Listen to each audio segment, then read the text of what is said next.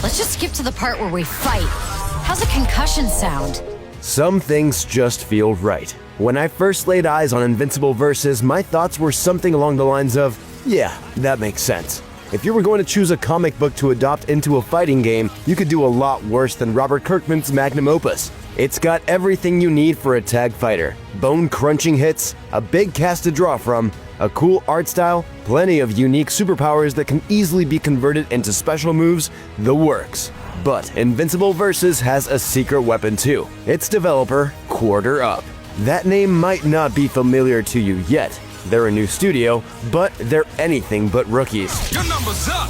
Several members of the 40-plus person development team played a core role in the development of 2013's Killer Instinct, and you can feel that influence.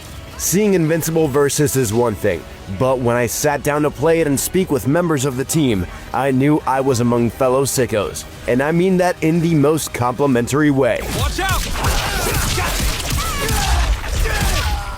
One of the problems with previewing a fighting game is that you never have enough time with it to really dig into its systems. This is an incredibly complex genre. Every time you sit down with a new fighting game, it's a new experience. Some of it's like riding a bike. Hold back to block, your assist button will also tag if you hold it, that sort of thing. But a lot of it is new. You gotta learn your button layout. You gotta figure out how combos work, what kind of defensive systems you have, what your special moves do, all kinds of stuff. If I had my way, I would have spent hours in Invincible Versus' training mode just tinkering with teams and learning how things worked. As it was, I only had about an hour, but even with such limited time, I left feeling like I knew what Invincible Versus was by the time I put my fight stick down. Tell Angstrom he can kiss my ass! Let's get the elephant in the room out of the way. Invincible Versus is still very, very early in development. It absolutely nails the look and general vibe of the show, mostly because Quarter Up is working directly with the folks who made it. There's still a lot left to do. The build I played didn't have proper lip syncing yet, for instance. But if you're worried about whether this will honor the source material, don't be. Invincible is a brutal, bloody, often shocking story, and that's reflected in how the characters interact on screen. If you're the one dishing out the hurt, your character will quite literally get blood on their hands. It just isn't theirs. Meanwhile, if you're the one getting hit, it'll be obvious. If you've been blocking with your face, the bruises will make sure everyone knows it. That pristine costume will look like you've lost a fight with a lawnmower. The rest of you will resemble a prize fighter who just went 12 rounds with a heavyweight. Or just Mark himself after he's been fighting his dad. Invincible Versus is far from the first fighting game to do real-time battle damage, but it looks great, and I appreciated how I could tell who was winning without looking at the health gauge at the top of the screen, and that it matched the show's visual language. Nailed it! There's a lot of blood here, folks. And hey, if you end a fight with the right special or super move, and we'll dig into the gameplay in a second, I promise, you can pop Adam Eve's head off or turn Bulletproof into a series of limbs missing a torso. This is gonna hurt! Not done yet!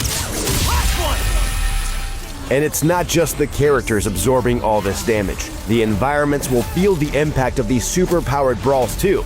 There's less of a visible impact on the moon because, well, the moon is kind of empty. But in a city, you're gonna see buildings falling down, cars getting totaled, streets getting torn up, the works. Superheroes trying to kill each other generally doesn't go well for anyone or anything else in the immediate area. And hey, just because you start a brawl in a city street doesn't mean it'll end there. You can absolutely punch somebody so hard they break orbit or end up on another different stage. Watch out! Okay, so the presentation stuff is pretty cool, but the appeal of any fighting game is the actual fighting. I didn't have enough time to really dig into Invincible Versus' core system, but a fighting game can't just have smart design choices backing it. Landing hits has to feel good too, and Invincible Versus has that part down pat. In a lot of ways, it resembles the tag fighters of yesteryear, but there are some unique twists here. You've got your standard light, medium, and heavy attacks, as well as a light auto combo for folks like me who were just starting out. Special moves are their own button, but Invincible Versus doesn't use motion inputs. You choose your special, kind of like you do in Super Smash Bros. Pick a direction and press that special button. So the core gameplay is a lot like Marvel or Dragon Ball FighterZ.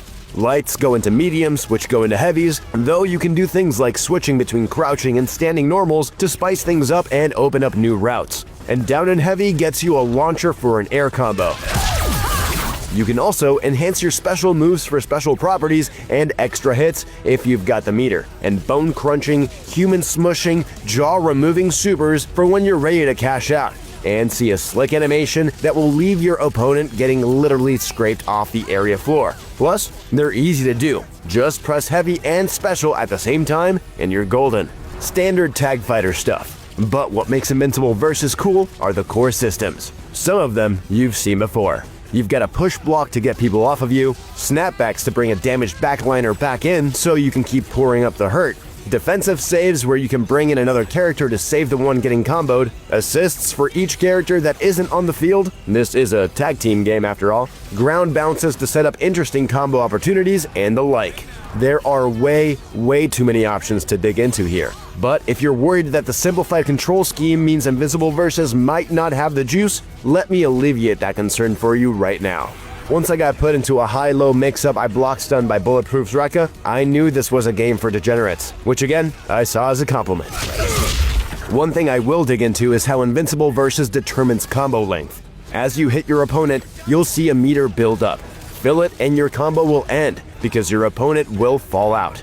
This means that while basic combos in Invincible Versus aren't short, they're not as long as the ones you'll find in Marvel 3 or Dragon Ball FighterZ. You'll be out of that combo and back in the action, or dead, before your next birthday. Come here!